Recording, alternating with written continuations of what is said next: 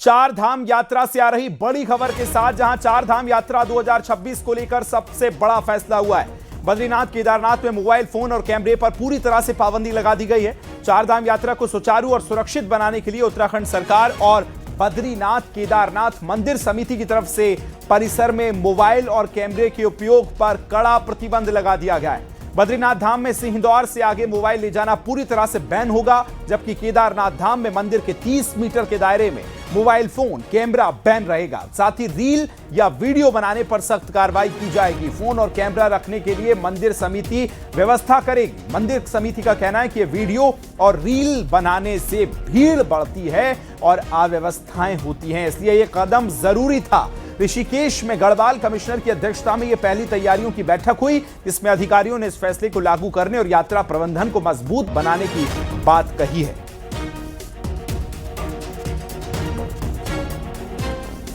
उन्होंने ये फिलहाल निर्णय लिया है कि बद्रीनाथ जी में जो हमारा सिंह द्वार है उसके आगे कोई कैमरा लेके नहीं जाएगा। उसके लिए एक BKTC एक व्यवस्था क्लॉक रूम की रखेगी, जहां पर अपने कैमरे को आप मोबाइल को डिपॉजिट करिए, दर्शन करिए, अपना वीडियो लीजिए और बाहर निकलिए। सिमिलरली जो केदारनाथ जी में जो चबूतरे वाली एरिया है वहां पर भी कहा गया है कि नहीं, ये धार्मिक यात्रा है, हम दूसरी श्रद्धा से आते हैं, आप उसके बाहर जाइए, आप मंदिर के बैकग्राउंड को लेकर फोटो ले सकते हैं। उत्तराखंड में IAS और PCS अधिकारियों के ट्रांसफर हुए। बड़ी खबर मिल रही है, आर राजेश कुमार से स्वास्थ्य और चिकित्सा विभाग का जिम्मा हटाया गया है। उन्हें सचिव आवास और नगर विकास प्राधिकरण बनाया गया है। सचिव वहीं सचिन कुर्वे को अगर बात की जाए तो नया स्वास्थ्य सचिव बनाया गया। विनोद कुमार सुमन को UDRP से हटा दिया गया है, जबकि रणवीर सिंह चौहान को सचिव पेयजल बना दिया गया है। सचिवालय प्रशासन का अतिरिक्त प्रभार उनको दिया गया है। दिलीप जावलकर ने निर्देशक ऑडिट का प्रभार हटाया गया है। अहमद इकबाल को सचिव सहकारिता बनाया गया। वहीं विजय कुमार जोगदंडे को अपर सचिव निर्वाचन बनाया गया है। इसके अलावा हरिद्वार, पुरी, नैनीताल समेत कई जिलों के ADM और CDO को भी बदला गया है। यह बड़ी खबर हम आपको बता रहे हैं।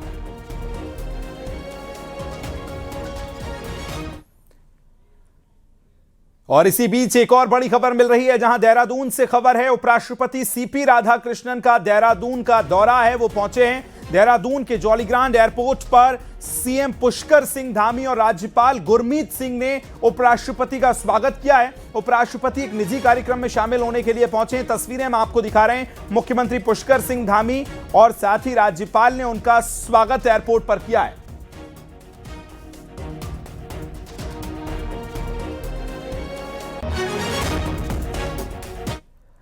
पहाड़ में सड़कों की हालत बेहतर हो और जाम मुक्त आवागमन हो, इस पर केंद्र की सरकार तेजी से आगे बढ़ रही है। यह कहना है केंद्रीय सड़क परिवहन राज्य मंत्री अजय टम्टा का। नैनीताल में न्यूज 18 के कार्यक्रम में पहुंचे राज्य मंत्री अजय टम्टा ने कहा कि कैची धाम के जाम को कम करने के लिए भवाली से वाया रामगढ़, अल्मोड़ा के मौना तक टनल बनाने का प्रस्ताव हो रहा है। वहीं अजय टम्टा ने कहा कि कुमाऊं से गढ़वाल तक यात्रा सुगम हो, इसके लिए कॉर्बेट में एलिवेटेड रोड बनाने पर केंद्र सरकार काम कर रही है। साथ ही कुमाऊं के मिलम और गढ़वाल के मलारी के बीच रोड पर भी काम हो रहा है, यह भी उनकी तरफ से कहा गया है। हम हरिद्वार से सीधे आगे पहले ही निकलते हुए कॉर्बेट के इलाके में उसमें एलिवेटेड रोड का डिजाइन करके, जिससे कि वहां पर रहने वाले जीव जंतुओं को दिक्कत ना हो और हमारी कनेक्टिविटी सीधे के सीधे हमारे रामनगर होते हुए पहाड़ की तरफ आ जाए। इसी प्रकार से हम मिलम से मलारी यानी कि मिलम मुंशियारी के पास है, यानी कि कुमाऊं की तरफ से जोशीमठ यानी कि मलारी जोशीमठ में है, तो हम इसकी कनेक्टिविटी ऊपर के ऊपर कर ले। इसके लिए भी हमारा काम ऑलरेडी चल ही रहा है और भी हमारी कुमाऊं की कनेक्टिविटी अच्छी हो जाए, और इसलिए भवाली भीमताल के बीच से कहीं 2 टनलों के माध्यम से अल्मोड़ा की कनेक्टिविटी का टेंडर मैंने निकाल दिया है DPR के लिए। हम रामगढ़ के नीचे होते हुए टनल को ले जा करके ऐसा मुक्तेश्वर के भी नीचे ले जाते हुए 2 या 3 टनलों का प्रोविजन करके सीधे अल्मोड़ा के मौना के पास लाने का काम करेंगे, जिससे कि हमारी डिस्टेंस भी कम होगी, रोड भी अच्छी हो जाएगी। इधर काशीपुर के किसान सुखवंत सिंह आत्महत्या मामले की अब जांच तेज हो गई है। घटना के बाद DGP के आदेश पर IG नीलेश आनंद भरणे की अध्यक्षता में गठित SIT हल्द्वानी पहुंची और उस होटल का मुआयना किया जहां सुखवंत सिंह ने खुद को गोली मारी थी। टीम ने काठ गोदाम थाने में ट्रांसफर की गई FIR और अन्य महत्वपूर्ण दस्तावेज कब्जे में लिए। एसआईटी एसएसपी ऊधम सिंह नगर सहित संबंधित अधिकारियों से पूछताछ करेगी। साथ ही आईजी भरणे ने ऊधम सिंह नगर पुलिस को निर्देश दिए कि वो पीड़ित परिवार से दूरी बनाए रखें और उनकी सुरक्षा की जिम्मेदारी किसी दूसरे जिले की पुलिस को सौंपी जाए। रविवार को एसआईटी चीफ पीड़ित परिवार से मुलाकात करेंगे और मामले को गंभीरता से लेते हुए मजिस्ट्रेटी जांच शुरू करने की बात भी हो चुकी है। अब इधर जबकि पुलिस पर लापरवाही और पीड़ित के आरोपों की डिटेल जांच भी की जा रही है।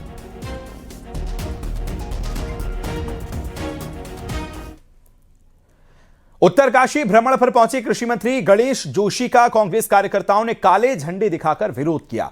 मंत्री सरकार जन जन के द्वार कार्यक्रम में शामिल होने के लिए गंगोरी पहुंचे थे। वापसी के दौरान गंगोत्री हाईवे पर कांग्रेस कार्यकर्ताओं ने काफिले को रोकने का प्रयास किया और सरकार की नीतियों पर नाराजगी जताते हुए नारेबाजी कर डाली। कार्यकर्ताओं का आरोप है कि बीजेपी सरकार जनता के द्वार मुद्दों पर असफल रही है। कुछ समय के लिए अफरा तफरी की स्थिति बनी, लेकिन प्रशासन ने हालातों को नियंत्रित कर काफिला को सुरक्षित रवाना किया। कांग्रेस ने आगे और तेज विरोध की चेतावनी भी जाहिर की है।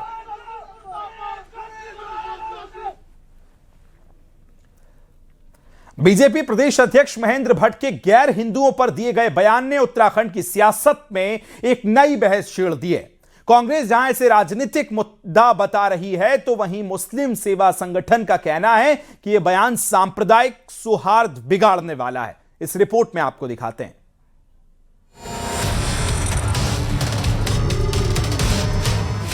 क्योंकि मक्का मदीना जैसे स्थान पर कोई हिंदू तो जा नहीं सकता, प्रवेश वर्जित है। लेकिन अच्छा लगे अगर कोई मुस्लिम ये कहे कि मैं गंगा स्नान करके पवित्र होकर सनातन में आना चाहता हूं, तो फिर तो किसी को विरोध नहीं करना चाहिए। लेकिन एक विषय बनता है तो विषय का ध्यान रखना चाहिए।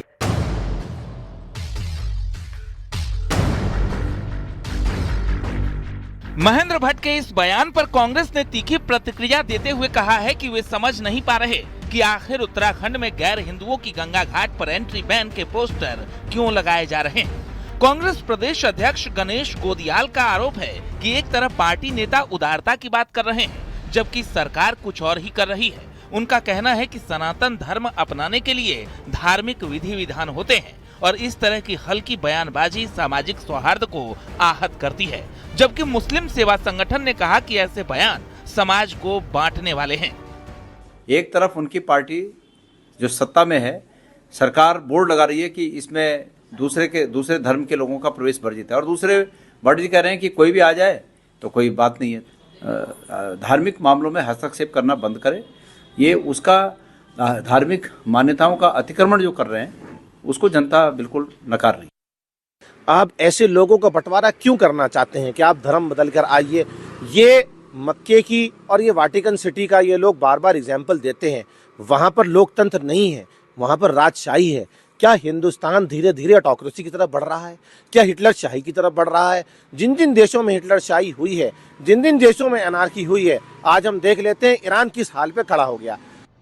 उत्तराखंड के गंगा घाटों पर गैर हिंदुओं की एंट्री बैन के पोस्टर लगने के बाद अब ये नई बहस शुरू हो गई है कि क्या बीजेपी गैर मुस्लिमों को भी सनातन धर्म अपनाने के लिए प्रेरित करना चाहती है। फिलहाल इस पूरे विवाद ने राज्य की राजनीति में नई गर्मी पैदा कर दी है। देहरादून से भारती सकलानी, न्यूज़ 18।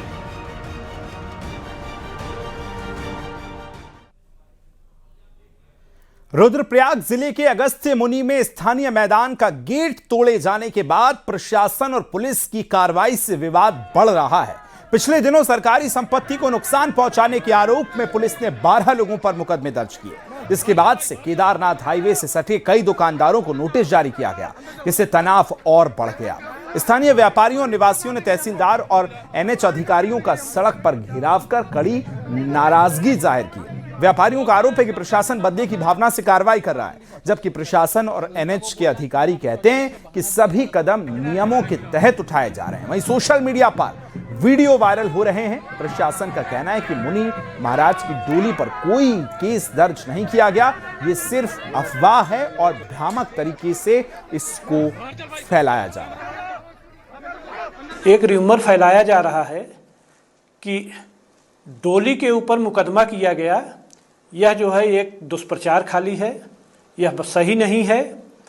और सही यह है कि जो कुछ लोगों के द्वारा, अराजक तत्वों के द्वारा क्रीडा भवन के मुख्य गेट के छत एवं छज्जे को जिसने क्षति पहुंचाई, जो तोड़ा, उनके खिलाफ जो है मुकदमा दर्ज किया गया है। हल्द्वानी में GMFX नाम की एक फर्जी इन्वेस्टमेंट कंपनी का बड़ा खुलासा हुआ है। कंपनी लोगों को 2 साल में निवेश की रकम दोगुनी करने का लालच देकर धोखाधड़ी करती थी। जांच में पता चला कि कंपनी में अब तक लगभग 39 करोड़ रुपए की अवैध उगाही कर चुकी है। कुमाऊं कमिश्नर दीपक रावत ने शनिवार को कंपनी के ऑफिस पहुंचकर अचानक छापा मार दिया। छापे के दौरान कई अहम दस्तावेज और इन्वेस्टमेंट से जुड़े कागजात जब्त किए। कमिश्नर ने कंपनी संचालकों के खिलाफ FIR दर्ज कराने के निर्देश दिए। पुलिस अब कंपनी के फंड ट्रेल की जांच कर रही है और शिकायतों को भी सुन रही है। लोडिंग ही होने में क्या है आपका? ये आपका अपना खुद का पोर्टल है? किसका पोर्टल है? ये GFX ग्लोबल लिमिटेड का। आप ही का तो है ना? मौके पे आज जब मैं आया तो 10-12 लोग और भी मिल गए, जिनमें किसी ने 9 लाख, किसी ने 7 लाख, अलग अलग तरह के अमाउंट्स यहाँ पे दिए हुए हैं, जो अपना पैसा वापस मांग रहे हैं। और लोगों ने पुलिस को अप्रोच किया था काफ़ी टाइम से और यहाँ पे शिकायतें इनकी पेंडिंग हैं। तो आज पुलिस को मैंने डायरेक्शंस दिए हैं कि इसमें जो विधिक कार्रवाई है वो की जाए।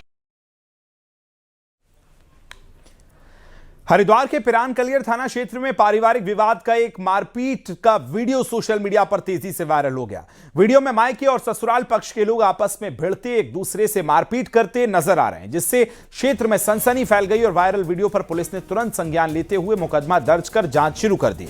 पुलिस का कहना है कि शिकायत और वीडियो की बारीकी से जांच की जा रही है। SP देहात के अनुसार सभी तथ्यों के आधार पर दोषियों की पहचान की जाएगी और दोषियों पाए जाने पर सख्त कार्रवाई की जाएगी।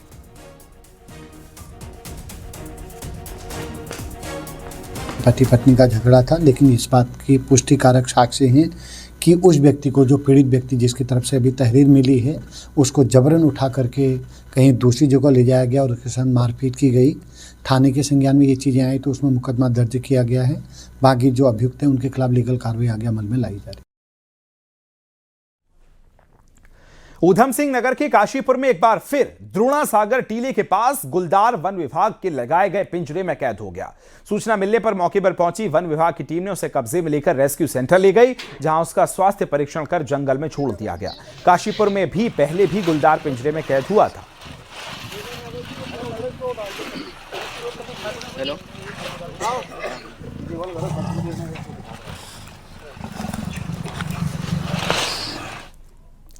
उत्तराखंड फायर विभाग की ताजा रिपोर्ट्स में सामने आया कि स्वास्थ्य विभाग से जुड़ी 180 इमारतों में या तो फायर फाइटिंग सिस्टम नहीं है या फिर है तो बेकार पड़ा है।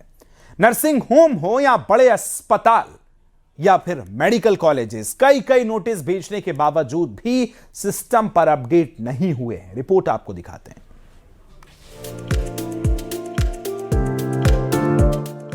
फायर सेफ्टी में सबसे खराब हालत दून मेडिकल कॉलेज जैसी बड़ी संस्थाओं में है, जहां फायर सिस्टम को तुरंत अपग्रेड करने की जरूरत है।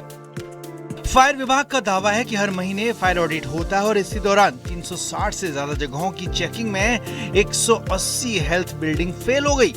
और उसमें जितने भी हॉस्पिटल्स हैं हमारे, चाहे हमारे सरकारी हॉस्पिटल्स हैं, चाहे हमारे प्राइवेट हॉस्पिटल्स हैं या नर्सिंग होम्स हैं, उन सभी में जा के जो है अग्नि सुरक्षा व्यवस्थाओं का जो है निरीक्षण किया जा रहा है, उनके फायर सेफ्टी ऑडिट्स किए जा रहे हैं और जो है उसको जहाँ पे जो है कमियां पाई जा रही हैं उसके रिगार्डिंग उनको नोटिस भी निर्गत किए गए हैं। स्वास्थ्य विभाग भी मान रहा है कि कोविड के दौरान लगे ऑक्सीजन प्लांट्स के बाद फायर सिस्टम को अपग्रेड करना जरूरी है। विभाग का कहना है कि कई जगह काम ठीक है, बाकी की जिम्मेदारी CMO के लेवल पर तय कर दी गई है, जो अपग्रेडेशन की रिपोर्ट लेते हैं। अपने जो जितने भी गवर्नमेंट हॉस्पिटल्स हैं तो ये सिस्टम लगा दिया कि फायर NOC जरूर लें और काफ़ी उसमें काम भी हुआ है। तो ज़्यादातर हमारे हॉस्पिटल जो डिस्ट्रिक्ट हॉस्पिटल हैं, सब डिस्ट्रिक्ट हॉस्पिटल है जहाँ पर हमारे ऑक्सीजन प्लांट लगे हुए हैं, तो ये हर CMO को निर्देश दिए जा चुके हैं कि भाई वहाँ पर अपना फायर NOC आप वो रखें, बरकरार के रखें। यानी सवाल साफ है, जब नोटिसों के बाद भी सिस्टम नहीं सुधर रहे तो जिम्मेदारी लेगा कौन? और सबसे बड़ा डर यही है कि इन इमारतों में अगर हादसा हुआ तो जिंदगी फिर भगवान भरोसे ही है। देहरादून से सत्येंद्र बर्तवाल के साथ भारती सकलानी की रिपोर्ट।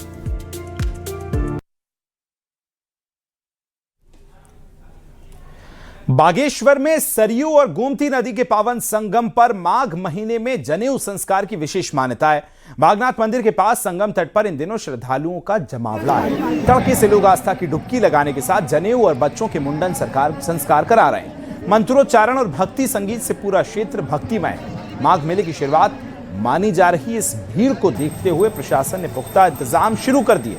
मान्यता है कि प्राचीन काल में इसी संगम पर ऋषि मुनि तपस्या और संस्कार संपन्न करने पहुंचे थे, जिससे यह स्थल सदियों से धार्मिक आस्था का केंद्र रहा है।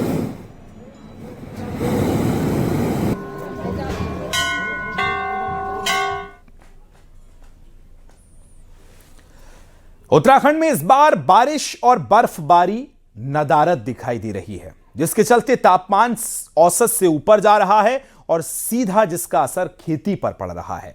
मौसम विज्ञान केंद्र का अंदाजा भी लगातार गड़बड़ आ रहा है। आज बारिश की संभावना भी मौसम विभाग ने जताई थी। वहीं नैनीताल में मौसम कैसा है, यह जायजा लिया हमारे सहयोगी अनुपम त्रिवेदी। अमूमन जनवरी के इस समय पे और सालों में काफी ठंड होती है, कभी बर्फ भी गिरी होती है, अक्सर पाला गिरता है, मौसम खराब मिलता है। लेकिन इस साल स्थिति अलग है। मैं भी नैनीताल में हूं और अब मेरे पीछे देख सकते हैं साफ मौसम है, धूप खिली हुई है, कुछ लोग सड़कों में भी घूम रहे हैं। और ये हाल तब है जब पूरा सीजन दिसंबर के बाद से यहाँ कोई खास बारिशें नहीं हुई हैं, इस साल बर्फ नहीं गिरी है। और ये हाल सिर्फ नैनीताल का नहीं है, ये पूरे उत्तराखंड की अमूमन यही स्थिति बनी हुई है। थोड़ी बहुत बर्फबारी बीच में हुई थी कुछ ऊंचे इलाकों में, काफी ऊंचे इलाकों में, लेकिन उसके अलावा कोई ऐसी बर्फबारी शहरों में नहीं हुई है, ग्रामीण इलाकों में नहीं हुई है और इसका बहुत नुकसान देखने को मिल रहा है। एक्सपर्ट्स कहते हैं कि जिस झील के किनारे में खड़ा हूं, नैनी झील, इसका वाटर लेवल जो पानी का स्तर है लगातार वो नीचे जा रहा है। और अमूमन जब सर्दियों में बारिश होती है बरसातों के बाद और बर्फ गिरती है तो उससे पानी रिचार्ज होता है, नए स्रोत खुलते हैं तो लेक्स भरती हैं। बाकी जगह भी पानी की इस तरीके की दिक्कतें आने लगी हैं। लोगों के नलों में, खासकर ग्रामीण इलाकों में जहां सोर्स किसी नेचुरल सोर्स से पानी आता है, वहां पर पानी नहीं उपलब्ध हो पा रहा है। और ये दिक्कतें किसानों को आ रही हैं। जहां पर फसलें होती हैं, इस समय खेती किसानी होती है पहाड़ों में, वहां कोई पानी नहीं मिल पा रहा, वो सूखने कगार पे हैं। इसके अलावा एप्पल की जो फसल है, सेब की फसल को इस समय बहुत ठंड की जरूरत होती है, उस तरीके की ठंड अभी भी नहीं पड़ पा रही है। मौसम विज्ञान केंद्र ने ऐसा अनुमान लगाया है कि बारिश हो सकती है आने वाले दिनों में, आजकल में बारिश भी हो सकती है, कुछ बर्फ गिर सकती है, लेकिन फिलहाल मौसम की और आसपास का वातावरण देख के ऐसा नहीं लगता है। इस बीच कृषि मंत्री गणेश जोशी ने एक मीटिंग बुलाई थी अधिकारियों की, जिसमें ये असेसमेंट करने को कहा है कि इस साल जो लगातार सूखा पड़ा है उसके बाद क्या स्थिति है, कहीं उसका किसानों को कितना नुकसान हो रहा है, फसलों को कितना नुकसान हो रहा है। पूरा असेसमेंट बना के रिपोर्ट भी केंद्र को भेजी जाएगी। कैमरामैन दीपक राणा के साथ अनुपम त्रिवेदी, न्यूज़ 18 के लिए नैनीताल से।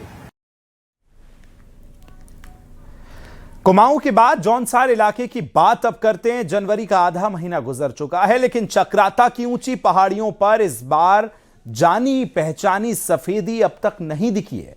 हर साल बर्फ से ढक जाने वाली वादियां इस बार सूनी और मायूस नजर आती हैं। बरसात न होने से किसानों की चिंता अलग बढ़ गई है और मौसम की बेरुखी तो पूरे इलाके पर भारी पड़ ही रही है।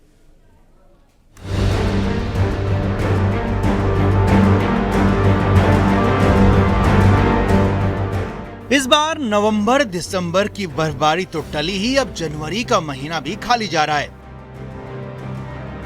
सबसे बड़ा असर पड़ा है सेब और आड़ू की बागवानी पर। किसानों का कहना है कि बर्फ न होने से पेड़ों को जरूरी नमी नहीं मिल पा रही है और इस बार पैदावार और क्वालिटी दोनों पर बड़ा खतरा है। साथ ही पानी के प्राकृतिक स्रोतों पर भी आगे असर देखने को मिल सकता है।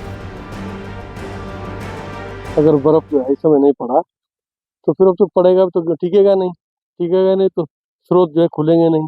गर्मियों में जो स्रोतों से पानी नहीं आएगा, सूखा पड़ेगा। बागवान ये सब खत्म हो गई, मतलब बारिश जो अब आएगी भी तो खत्म है, इसका कोई महत्व नहीं कि मतलब तापमान बढ़ जाता है, इसका मतलब हमें कोई नहीं। हमें इस बार बहुत नुकसान हो गया, गेहूं हुआ है, बाग सेब का बगीचा हुआ, कुछ भी मतलब मटर वगैरह जो लगा रखा था वो खत्म हो गया। अब यहाँ आएगा वो तो हमें कोई उसका लाभ नहीं। खेती नहीं, पर्यटन कारोबार भी बुरी तरह चरमराया हुआ है। जहां इस सीजन में होटल और होम स्टे में कमरा मिलना मुश्किल होता था, वहीं अब सन्नाटा छाया हुआ है। बर्फबारी न होने की खबर सुनकर पर्यटक बुकिंग लगातार रद्द कर रहे हैं। होटल मालिक, होम स्टे संचालक और टैक्सी ऑपरेटर सभी रोजगार संकट से गुजर रहे हैं। अगर हम बात करें जो हमारी फसलें हैं उसको बहुत बड़ा नुकसान हो रहा है। दूसरी चीज़ हम अगर बात करें चक्राता के क्षेत्र में हम लोग नेचुरल सोर्सेज पे ही डिपेंड है। जो पानी है हमारे को पानी की बहुत ज़्यादा दिक्कत है।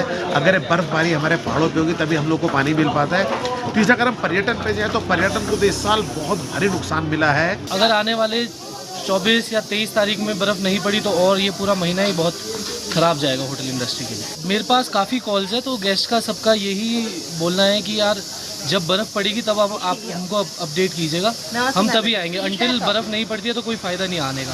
तो मेरे को लगता है बर्फ़ पड़ने के बाद अच्छी मात्रा में गेस्ट आएंगे। अगर आने वाले दिनों में मौसम ने करवट नहीं ली तो चक्राता के किसान और कारोबारियों को भारी आर्थिक नुकसान झेलना पड़ सकता है। फिलहाल प्रकृति की इस बेरुखी ने पूरे जौनसार बावर को मायूसी की चादर में लपेट दिया है। न्यूज़ 18 के लिए चक्राता से कुलदीप चौहान की रिपोर्ट।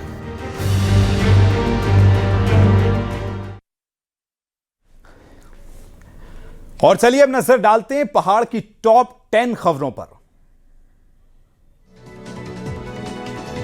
खेल मंत्री रेखा आर्या ने लोहाघाट में बन रहे महिला स्पोर्ट्स कॉलेज का निरीक्षण किया और कार्यदायी संस्था को गुणवत्ता के साथ काम करने के निर्देश दिए। कैबिनेट मंत्री गणेश जोशी ने उत्तरकाशी के गंगोरी में आयोजित जन तक सरकार शिविर में हिस्सा लिया। देहरादून के गांधी पार्क में मनरेगा योजना में बदलाव के खिलाफ एनएसयूआई ने प्रदर्शन किया।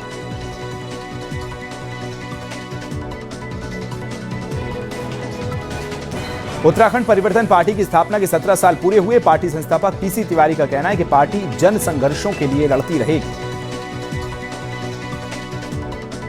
चक्राता के खरोड़ा गांव में गुलदार ने एक छानी पर हमला कर दिया और 19 बकरियों को मौत के घाट उतार दिया। हरिद्वार में पुलिस ने 7 साल की बच्ची से यौन शोषण के आरोपी को गिरफ्तार किया।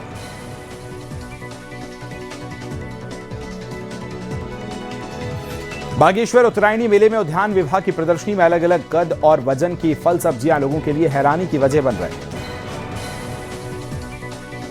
रुद्रप्रयाग में 27 न्याय पंचायतों में चरणबद्ध तरीके से बहुउद्देशीय शिविरों का आयोजन किया गया।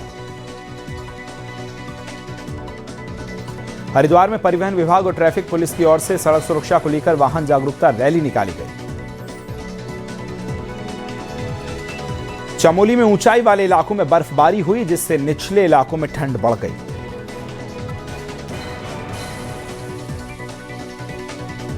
कोटद्वार स्थित गब्बर सिंह आर्मी कैंप में थल सेना भर्ती के तीसरे दिन उत्तरकाशी से आए युवाओं ने भर्ती प्रक्रिया में हिस्सा लिया। हर दिन करीब 1100 से 1200 युवा भर्ती में शामिल हो रहे हैं, कैंप पहुंच रहे हैं। ठंड की परवाह किए बगैर युवा दौड़ रहे हैं। शारीरिक परीक्षण और अन्य प्रतिक्रियाओं में भी पूरे उत्साह के साथ हिस्सेदारी कर रहे हैं। सेना में भर्ती होने का जज्बा युवाओं के चेहरे पर साफ नजर आ रहा है। सब मेरे पीछे देख रहे होंगे, आपको ऑलरेडी पता चल रहा होगा कि फिजिकल टेस्ट्स वगैरह जारी हैं। आज सवेरे इनका रन हुआ और कहना ये भी बनता है कि गढ़वाल के बच्चे अच्छे हैं और अच्छा करते हैं।